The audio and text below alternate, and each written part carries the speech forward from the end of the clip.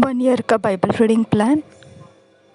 Matthew 1 साल का Bible reading plan. Matthew 21 chapter 33 to 22 chapter में से 1 to 14 वर्स, और एक्सोडस 20 चैप्टर 21 चैप्टर।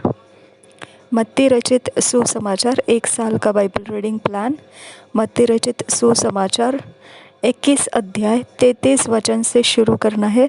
22 अध्याय के 1 वचन से 14 वचन तक पूरा करना है। और निर्गमन की पुस्तक 20 अध्याय और 21 अध्याय हम इंग्लिश में किंग्स जेम्स वर्शन में से पढ़ेंगे, हिंदी में BSI बाइबल में से पढ़ेंगे। Matthew 21 chapter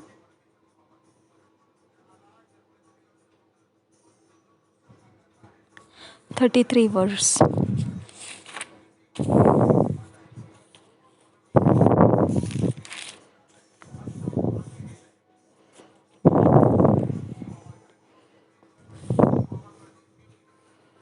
Here another parable. There was a certain household. There was a certain householder which planted a vineyard and hedged it round about and digged a wine press in it and built a tower and let it out to husbandmen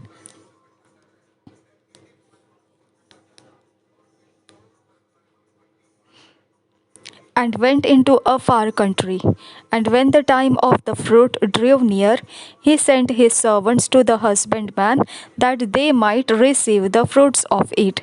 And the husbandman took his servants and beat one and killed another and stoned another. Again he sent other servants more than the first, and they did unto them likewise. But last of all, he sent unto them his son, saying, They will reverence my son. But when the husbandmen saw the son, they said among themselves, This is the heir, come, let us kill him, and let us seize on his inheritance. And they caught him and cast him out of the vineyard and slew him. When the Lord therefore of the vineyard cometh, what will he do unto those husbandmen? They say unto him, He will miserably destroy those wicked men, and will let out his vineyard unto other husbandmen, which shall render him the fruits in their seasons. Jesus saith unto them, Did ye never read in the scriptures?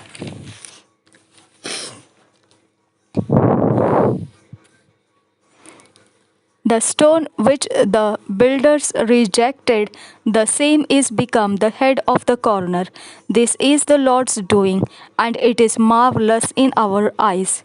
Therefore say I unto you, the kingdom of God shall be taken from you and given to a nation bringing forth the fruits thereof. And whatsoever shall fall on this stone shall be broken, but on whomsoever it shall fall, it will grind him to powder. And when the chief priests and Pharisees had heard his parables, they perceived that he spake of them. But when they sought to lay hands on him, they feared the multitude, because they took him for a prophet. Chapter 22. The marriage of the king's son.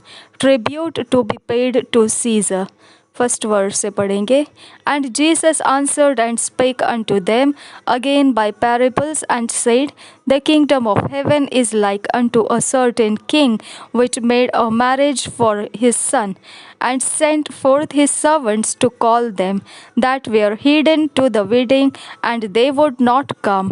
Again he sent forth other servants, saying, Tell them which are bidden, Behold, I have prepared my dinner, my oxen and my fatlings are killed, and all things are ready, come unto the marriage.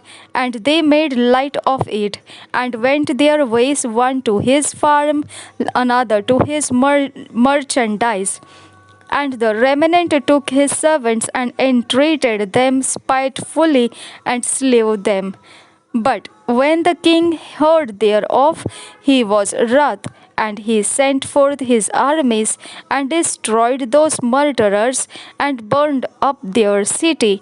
Then said he to his servants, the wedding is ready, and they which are bidden were not worthy.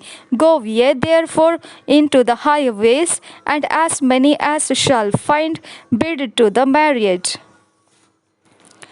So those servants went out into the highways and gathered together all as many as they found, both bad and good, and the wedding was furnished with guests. And when the king came in to see the guests, he saw there a man which had not on a wedding garment.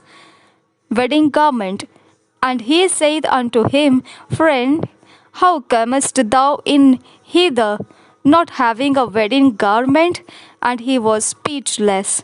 Then said the king to the servants, Bind him hand and foot, and take him away and cast him into outer darkness. There shall be weeping and gnashing of teeth. For many are called, but few are chosen. Then went the Pharisees. 12 verse तक ही पढ़ना है हमको.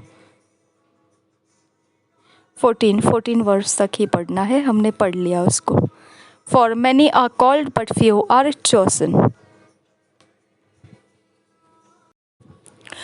मत्ती रचित सुसमाचार 21 अध्याय 33 वचन से आगे पढ़ते जाएंगे और 22 वचन के एक वचन से 14 वचन तक कंप्लीट करेंगे. मत्ती रचित सुसमाचार 33 वचन से पढ़ते जाएंगे, 22 अध्याय में 1 वचन से 14 वचन तक. दुष्ट किसानों का दृष्टांत. एक और दृष्टांत सुनो.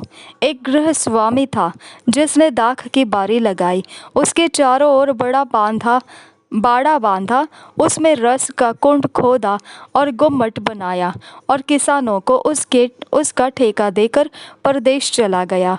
जब फल का समय निकट आया तो उसने अपने दासों को उसका फल लेने के लिए किसानों के पास भेजा, पर किसानों ने उसके दासों को पकड़ के किसी को पीटा और किसी को मार डाला और किसी पर पथराव किया. फिर उसने पहलों से अधिक और दासों को भेजा और उन्होंने उनसे भी वैसा ही किया. अंत में उसने अपने पुत्र को उनके पास यह सोचकर भेजा कि वे मेरे पुत्र का आदर करेंगे.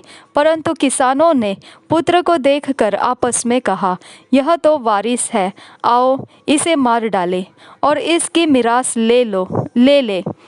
अतः उन्होंने उसे पकड़ा और दाख की बारी से बाहर निकाल कर मार डाला.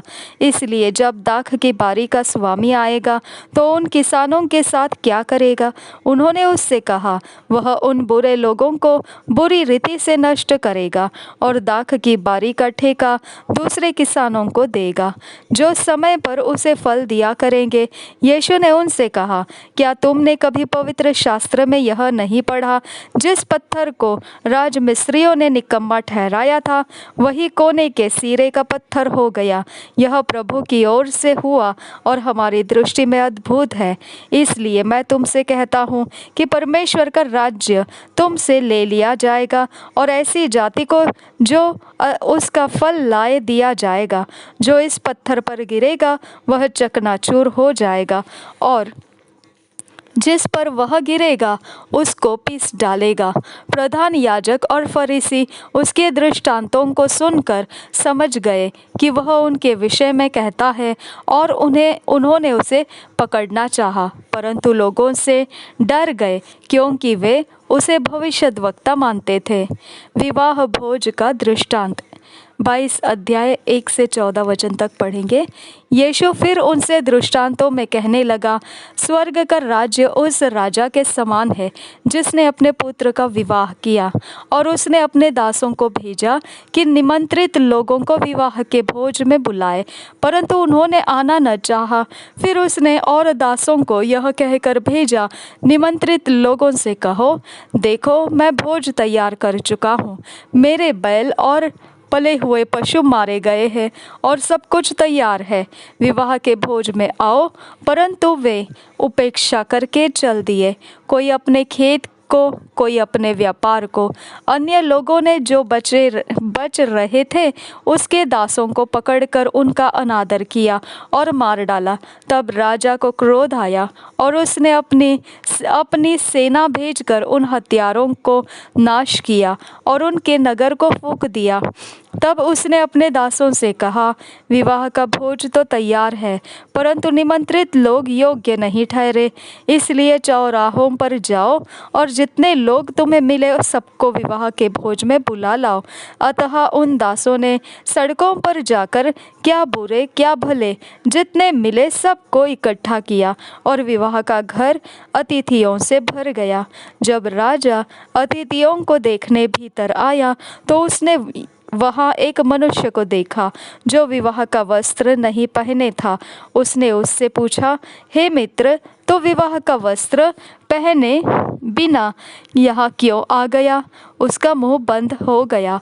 तब राजा ने उस सेवकों से कहा, इसके हाथ पांव बांधकर उसे बाहर अंधियारे में डाल दो। वहाँ रोना और दांत पीसना होगा, क्योंकि बुलाए हुए तो बहुत है, परंतु सुने हुए थोड़े हैं। निर्गमन की पुस्तक एक्सोडस 21 चैप्टर। एक्सोडस 20 चैप्टर और 21 चैप्टर पढ़ेंगे। 20 chapter. The 10 Commandments, idolatry forbidden, directions concerning the altar. First verse से पढ़ेंगे।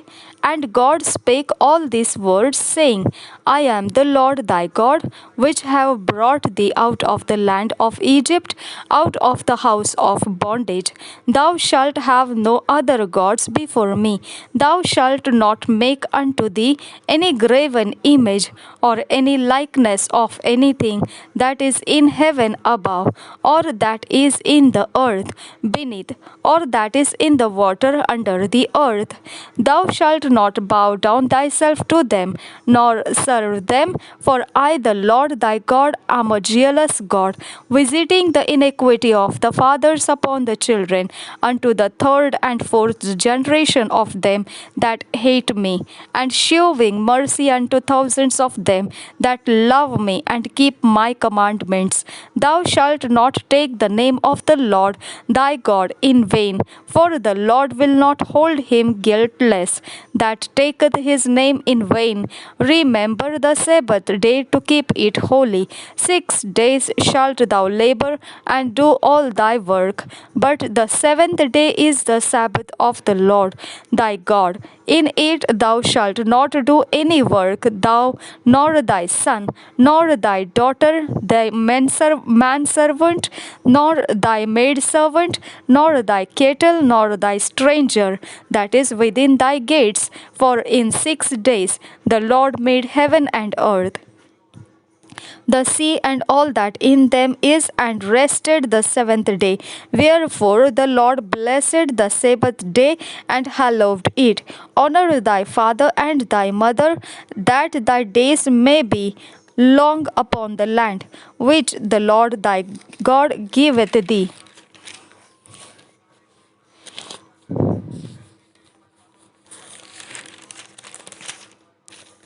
Thou shalt not kill. Thou shalt not commit adultery. Thou shalt not steal. Thou shalt not hear false witness against thy neighbor. Thou shalt not covet thy neighbor's house. Thou shalt not covet thy neighbor's wife, nor his manservant, nor his maidservant, nor his ox, nor his ass, nor anything that is thy neighbor's. And all the people saw the thunderings and the lightnings, and the noise of the trumpet, and the mountain smoking. And when the people saw it, they removed and stood afar off. And they said unto Moses, Speak thou thou with us, and we will hear. But let not God speak with us, lest we die. And Moses said unto the people, Fear not, for God is come to prove you, and that his fear may be before your faces, that ye sin not. And the people stood far afar off, and Moses drew near unto the thick darkness where God was. And the Lord said unto Moses, Thus thou shalt say unto the children of Israel, Ye have seen that I have talked with you from heaven. Ye shall not make with me gods of silver, neither shall ye make unto you gods of gold. An altar of earth thou shalt make unto me, and shalt sacrifice thereon thy burnt offerings and thy peace offerings, thy sheep and thine oxen. In all places where I record my name, I will come unto thee, and I will bless thee. And if thou wilt make me an altar of stone, thou shalt not build it of hewn stone. For if thou lift up thy tool upon it, thou hast polluted it. Neither shalt thou go up by steps unto mine altar, that thy nakedness be not discovered thereon. Chapter 21. Loss of men servants. For women servants, for murderer and manslaughter, for manstealers,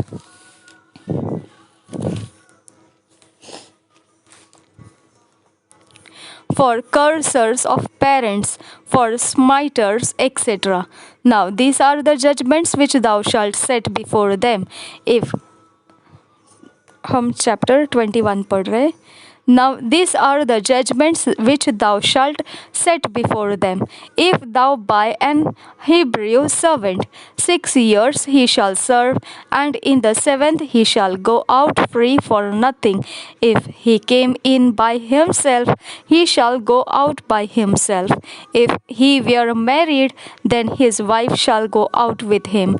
If his master have given him a wife, and she have borne him sons and daughters, the wife and her children shall be her master's, and he shall go out by himself. And if the servant shall plainly say, I love my master, my wife, and my children, I will not go out free, then his master shall bring him unto the judges. He shall also bring him to the door, or unto the door post, and his master shall bore his ear through with an awl, and he shall serve him forever. And if a man sell his daughter to be a maidservant, she shall not go out of the men servants' do. If she please not her master, who hath betrothed her to himself, then shall he let her be redeemed. To sell her unto a strange nation, he shall have no power, seeing he hath dealt deceitfully with her. And if he have betrothed her unto his son, he shall deal with her after the manner of daughters. If he take him another wife, her food, her raiment, and her duty of marriage shall he not diminish. And if he do not thee three unto her, then if he do not this three unto her, then shall she go out free without money. He that smiteth a man so that he die shall be surely put to death. And if a man lie not in wait, but God deliver him into his hand, then I will appoint thee a place whither he shall flee. But if a man come presumptuously upon his neighbor to slay him with guile, thou shalt take him from mine altar, that he may die. And he that smiteth his father or his mother shall he surely put to death. And he that stealeth a man and selleth him, or if he be found in his hand, he shall surely be put to death. And he that curseth his father or his mother shall surely be put to death. And if men strive together, and one smite another with a stone or with his fist, and he die not, but keepeth his bed, if he rise again and walk abroad upon his staff, then shall he that smote him be quit. Only he shall pay for the loss of his time, and shall cause him to be thoroughly healed. And if a man smite his servant or his maid with a rod, and he die under his hand, he shall be surely punished. Notwithstanding, if he continue a day or two, he shall not be punished, for he is his money. If men strive and hurt a woman with child, so that her fruit depart from her, and yet no mischief follow, he shall be surely punished according as the woman's husband will lay upon him, and he shall pay as the judges determine. And if any mischief follow, then thou shalt give life for life, eye for eye, tooth for tooth, hand for hand, foot for foot, burning for burning, wound for wound, stripe for stripe. And if a man smite the eye of his servant or the eye of his maid, that it perish, he shall let him go free for his eye's sake. And if he smite out his manservant's tooth or his maidservant's tooth, he shall let him go free for his tooth's sake.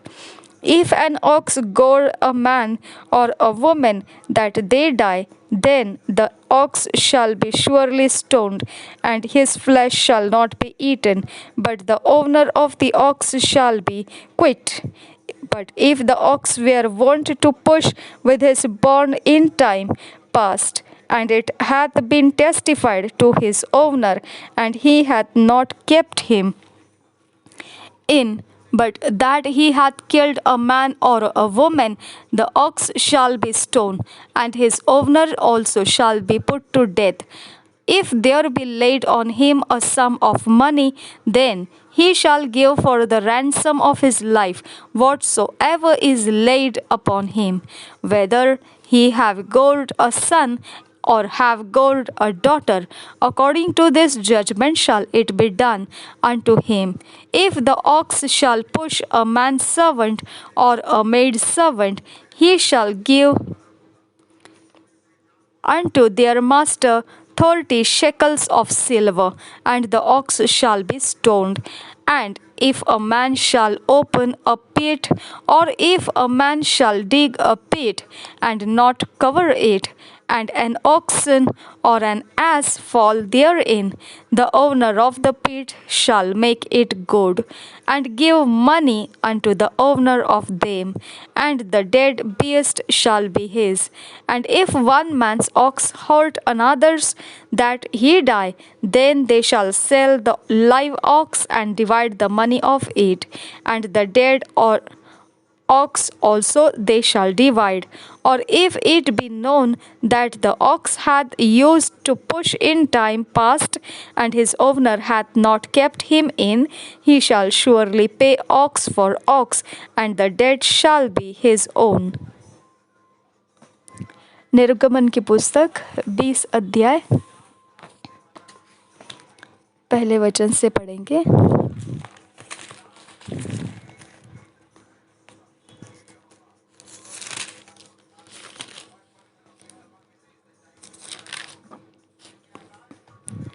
दस आज्ञाएं पहले वचन से। तब परमेश्वर ने ये सब वचन कहे, मैं तेरा परमेश्वर यहोवा हूँ, जो तुझे दासत्व के घर अर्थात मिस्र देश से निकाल लाया है। तो मुझे छोड़ दूसरों को ईश्वर करके न मानना। तू अपने लिए कोई मूर्ति खोद कर न बनाना, न किसी की प्रतिमा बनाना जो आकाश में या पृथ्वी पर या पृथ्वी के जल में है, तो उनको दंडवत न करना और न उनकी उपासना करना, क्योंकि मैं तेरा परमेश्वर यहोवा जलन रखने वाला परमेश्वर हूँ।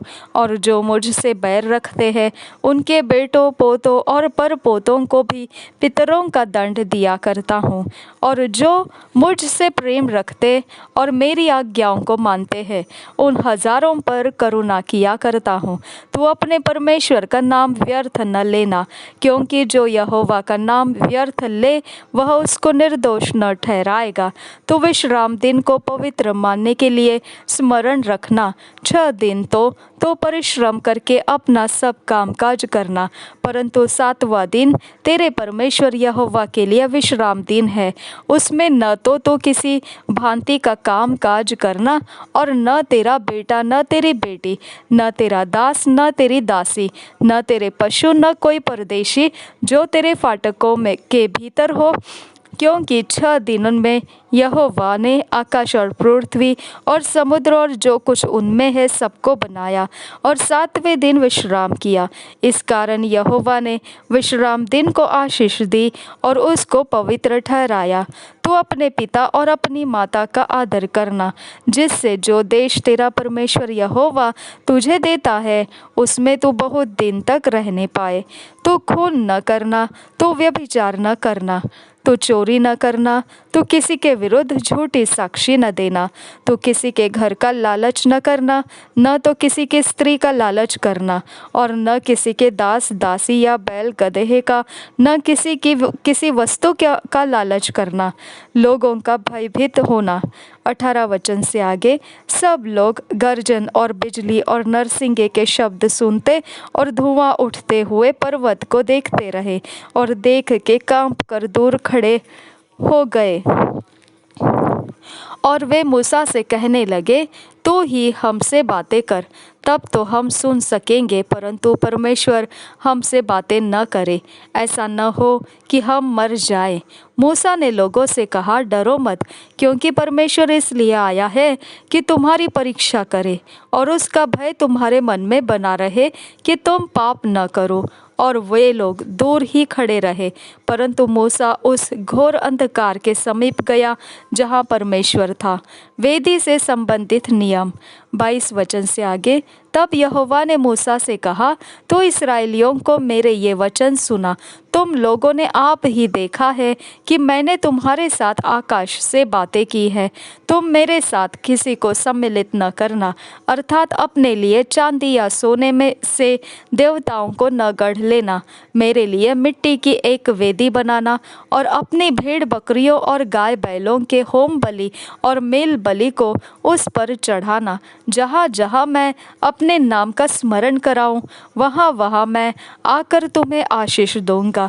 और यदि तुम मेरे लिए पत्थरों की वेदी बनाओ, तो तराशे हुए पत्थरों से न बनाना, क्योंकि जहाँ तुमने उस पर अपना हथियार लगाया वहाँ तुम उसे अशुद्ध कर दोगे। और मेरी वेदी पर सीढ़ी से कभी न चढ़ना, कहीं ऐसा न हो कि तेरा तन उस पर नंगा देख पड़े। दासों से उचित व्यवहार करना। 21 अध्याय।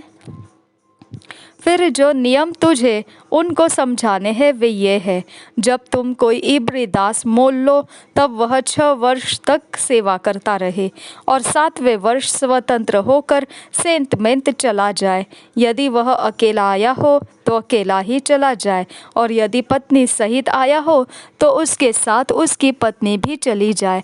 यदि उसके स्वामी ने उसकी पत्नी दी हो और उससे उसके बेटे और बेटियां उत्पन्न हुई हो, तो उसकी पत्नी और बालक उस स्वामी के ही रहे, और वह अकेला चला जाए। परंतु यदि वह दास दृढ़ता से कहे, मैं अपने स्वामी और अपनी पत्नी और बालकों से प्रेम रखता हूँ, इसलिए मैं स्वतंत्र होकर नहीं जाऊँगा, तो उसका स्वामी उसको परमेश्वर के पास ले चले। फिर उसको द्वार के किवाड़ या बाजू के पास ले जाकर उसके कान में सुतारी से छेद करे, तब वह सदा उसकी सेवा करता रहे। यदि कोई अपनी बेटी को दासी होने के लिए बेच डाले तो वह दासी के समान बाहर न जाए। यदि उसका स्वामी उसको अपनी पत्नी बनाए और फिर उससे प्रसन्न न रहे तो वह उसे दाम से छुड़ाई जाने दे। उसका विश्वासघात करने के बाद उसे विदेशी लोगों के हाथ बेचने का उसको अधिकार न होगा। यदि उसने उसका अपने बेटे से विवाह कर दिया हो तो उससे बेटी का सा व्यवहार करे। चाहे वह दूसरी पत्नी कर ले तो भी वह उसका भोजन, वस्त्र और संगति न घटाए। और यदि वह इन 3 बातों में घटी करे तो वह स्त्री बिना दाम चुकाए ही चली जाए। हिंसक कार्यों से संबंधित नियम। 12 वचन से आगे, जो किसी मनुष्य को ऐसा मारे कि वह मर जाए तो वह भी निश्चय मार डाला जाए। यदि वह उसकी घात में न बैठा हो और परमेश्वर की इच्छा ही से वह उसके हाथ में पड़ गया हो तो ऐसे मारने वाले के मारने के लिए मैं एक स्थान ठहराऊंगा जहां वह भाग जाए। परंतु यदि कोई ढिठाई से किसी पर चढ़ाई करके उसे छल से घात करे तो उसको मार डालने के लिए मेरी वेदी के पास से भी अलग ले जाना। जो अपने पिता या माता को मारे पीटे वह निश्चय मार डाला जाए। जो किसी मनुष्य को चुराए, चाहे उसे ले जाकर बेच डाले, चाहे वह उसके यहाँ पाया जाए तो वह भी निश्चय मार डाला जाए। जो अपने पिता या माता को श्राप दे वह भी निश्चय मार डाला जाए। यदि मनुष्य झगड़ते हो और एक दूसरे को पत्थर या मुक्के से ऐसा मारे कि वह मरे नहीं परंतु बिछौने पर पड़ा रहे, तो जब वह उठकर लाठी के सहारे से बाहर चलने फिरने लगे तब वह मारने वाला निर्दोष ठहरे। उस दशा में वह उसके पड़े रहने के समय की हानि भर दे और उसको भला चंगा भी करा दे। यदि कोई अपने दास या दासी को सोंटे से ऐसा मारे कि वह उसके मारने से मर जाए तब उसको निश्चय दंड दिया जाए। परंतु यदि वह 2-1 दिन जीवित रहे तो उसके स्वामी को दंड न दिया जाए, क्योंकि वह दास उसका धन है।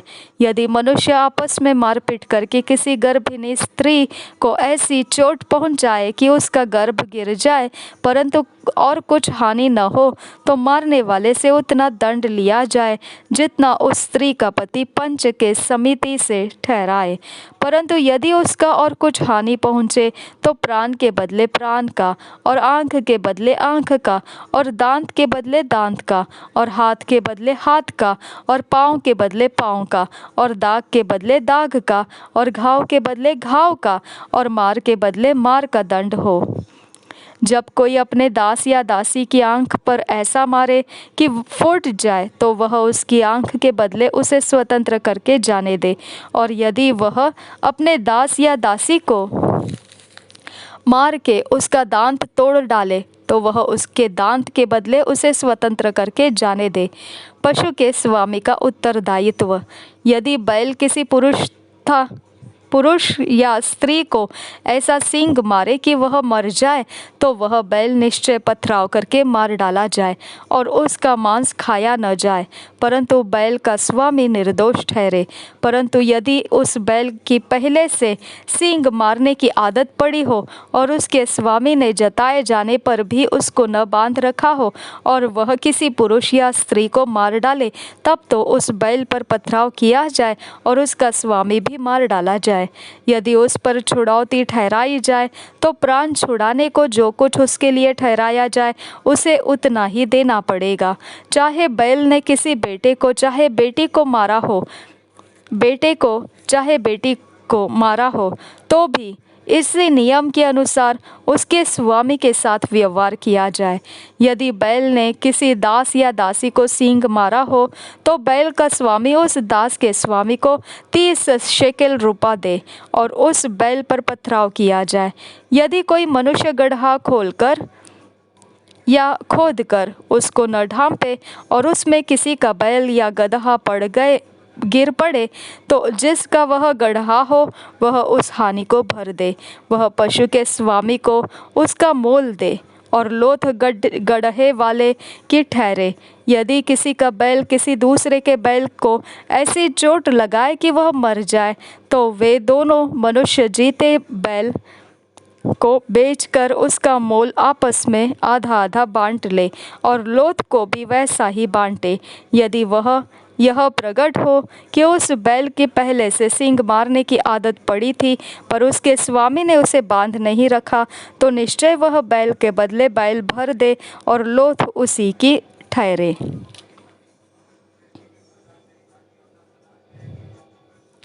2 years बाइबल रीडिंग प्लान, 2 साल का Bible reading plan. Matthew 11 chapter 11 से लेकर 20 वर्स तक। Genesis 31 chapter. 2 साल का बाइबल रीडिंग प्लान। मत्ती रचित सुसमाचार 11 अध्याय का 11 वचन से 20 वचन और उत्पत्ति 31 अध्याय। 2 साल के बाइबल रीडिंग को हमने अपने व्यक्तिगत समय में अकेले में बैठकर पढ़ना है और स्टडी करना है। हर एक वचन परमेश्वर हमसे जो बोलना चाहता है, जो हमारा कुछ भी एरिया ऑफ लाइफ वो कहीं पर रिपेयर करना चाहता है, बदलना चाहता है या हमें मार्गदर्शन करना चाहता है, उसके हम नोट्स बना रखेंगे। और इसके आधार से अगर कहीं वचनों का प्रचार भी किया गया है या इसकी किताबें लिखी गई है, तो वो भी हम पढ़कर समझ लेंगे इस वचन के गहराइयों को, और हम इसे नोट्स बनाकर रखेंगे ताकि हम इसके अनुसार अपने लाइफ को चला सकें। इसके लिए पर्सनल व्यक्तिगत समय में यह बाइबल रीडिंग अकेले में बैठकर मनन करना है, पढ़ना है, स्टडी करना है। प्रभु यीशु मसीह हमारे साथ बना रहे। आमीन। हम सब के साथ बना रहे। आमीन, आमीन, आमीन।